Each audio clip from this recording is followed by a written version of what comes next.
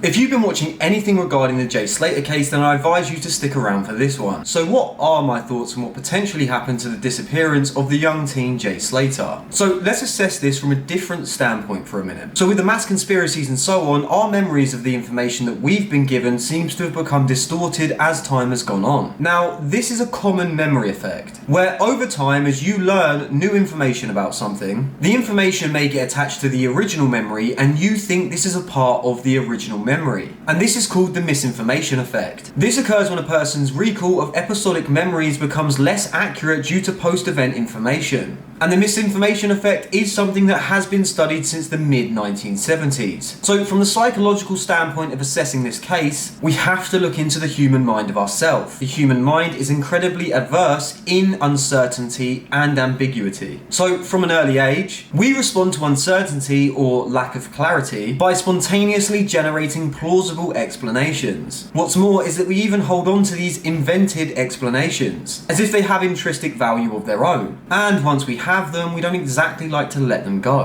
In 1972, the psychologist Jerome Kagan posed that uncertainty resolution was one of the foremost determinations of our behaviour. When we can't immediately gratify our desire to know, we become highly motivated to reach a concrete explanation. And that motivation in Kagan's conception lies at the heart of most other common motives: achievement, affiliation, power and the like, as we want to eliminate the distress of the unknown. Now, that's quite a lot to intake, but to put short, basically sometimes when we don't have the answers, we then tend to make our own. And this somewhat brings us a comfort in understanding as opposed to the distress of the unknown. And that's why Jay's case is so hard to look at, because these all contribute to one another and everyone thinks they have the answer, when we just don't. So what are my thoughts on Jay Slater's disappearance? Well, we've covered a lot of things that have been posted online, where they do and don't make sense, but there is one theory that doesn't attract as much attention. And this is probably because it doesn't create the dynamic of storytelling. Even though this isn't a story, it's a real life event. Hence why my channels aren't monetized, as I'd rather give out my own thoughts and ones that are kind of like settled around an estimated revenue.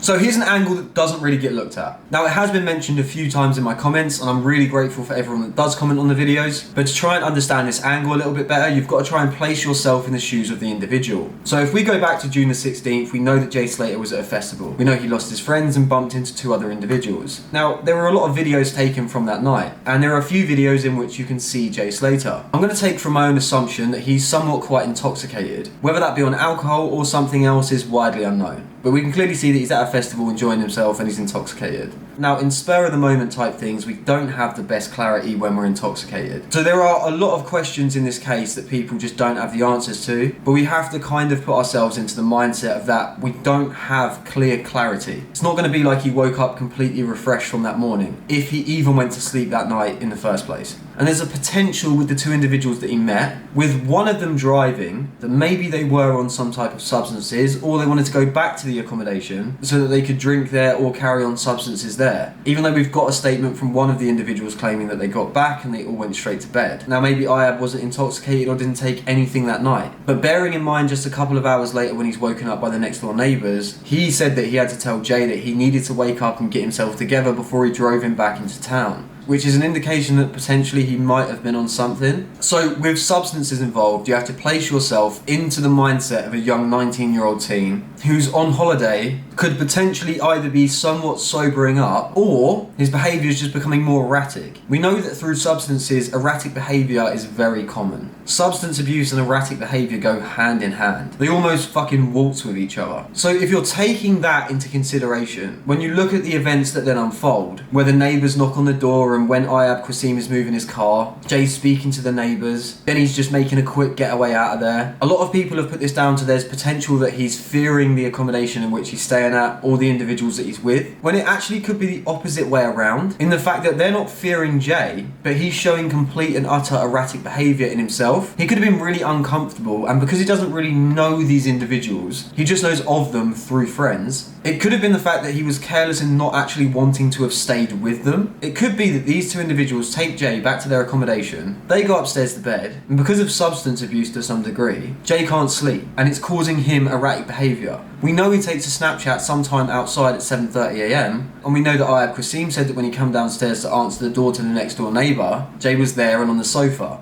We don't know if he was already awake. But with the doorbell going, Jay didn't get up and go and answer that doorbell. It was Ayab Qasim who had to get up from upstairs, come downstairs and go to the door, when Jay should have been right next to it. And that in itself could have been the start to his erratic behaviour, or erratic behaviour intensifying in the individual's mind, as we don't know and can't place ourselves into the thought process of what he was thinking at that point. So the erratic behaviour begins with him abruptly leaving. He goes to a bus stop, finds out the bus isn't going to be there till 10, then starts walking in the complete opposite direction. Now, there was a cafe next to him he could have potentially stayed at. People have suggested this cafe doesn't open until 10 a.m. So he could have been walking in the opposite direction to a closer town, to have tried to have got to a place to have got food. Again, we just don't know. But a witness that saw Jay at the bus stop and told him that the bus would be coming at 10 a.m. claimed that she also saw him 25 minutes later, and is one of the individuals that placed Jay going in the opposite direction. This is then corroborated with the fact that Jay dropped his pin location to his friends. But what the witness said was that she was off into town. And I'm wondering, is that the closest town to Jay? As we know, the area in which he was staying was a remote area, like up in the mountains. Also, the area is built on like volcanic terrain. The island in itself is just like one massive volcano. There are tons of cracks and crevices all around the island where an individual can literally just fall in. It's kind of like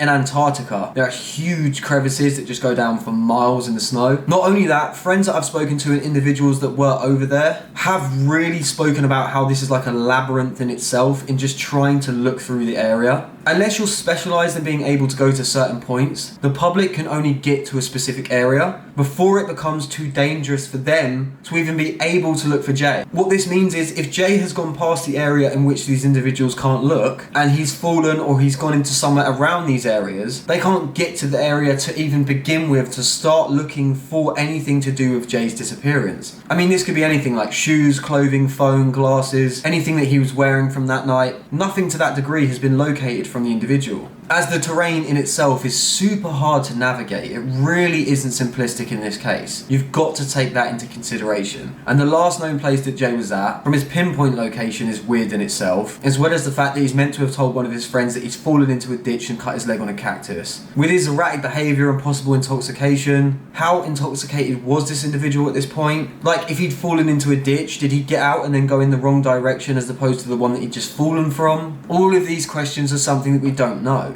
But this in itself is what is called misfortune. Sometimes when you have an unfortunate event, you have a series of unfortunate events. And sometimes one of the reasons why these individuals' stories is so hard to kind of like corroborate or even get out is because they have nothing of relevance to give to the case. In the fact that, yeah, they could have been up to all sorts of shit that night, but it didn't have anything to do with the morning that led to his disappearance. That could have been down to the individual himself, and others have been drug into it, and due to people's backgrounds and other individuals digging, this has only added more cause for concern. Now, I'm not going to say that there wasn't a load of dodgy shit going on that night, because there definitely was. And there are a ton of unanswered questions. And just as plausible as some of these conspiracy theories may be, I do believe that there may have been a tragic series of unfortunate events that led to Jay's disappearance. Also, right, to everyone that has a right old go at me for waving my arms around like a wacky waving arm flailing inflatable tube man, whatever the fuck it is, I think it's so much weirder if I just sat dead straight for this, like emotionless, just moving my face. I'd be like the clay head from fucking Art Attack. Just like fucking swivels round and then just stays motionary for the entire duration of like 20 minutes. Now, everyone's allowed their own opinion of me, I really don't take offence. But what's really interesting in itself is that a lot of individuals don't know why individuals actually move their hands when they're talking. Moving our hands helps us by number one, better understand abstract and complex ideas. Number two, it reduces the brain power that we need to actually get that information. And three, improve our memory. Not only that, but ironically, gesturing actually helps our listeners to remember. A gesture works to amplify the impact of speech. So there you have it. Don't worry though, I don't just do this in public. I don't just walk up to a cashier like, hey, how's your day been? For some reason, it only seems to happen when I'm giving out information. But anyway, that's it from me. As always, like and subscribe as it really helps out the channel. And thank you to everyone that has liked and subscribed in the past few days. I literally have read everyone's comments. Really appreciated. But hit that post bell notification if you want to keep up to date with anything regarding Jay Slater's case or just true crime in general. As always, thanks for watching and have a great day. Did the fucking hand thing again.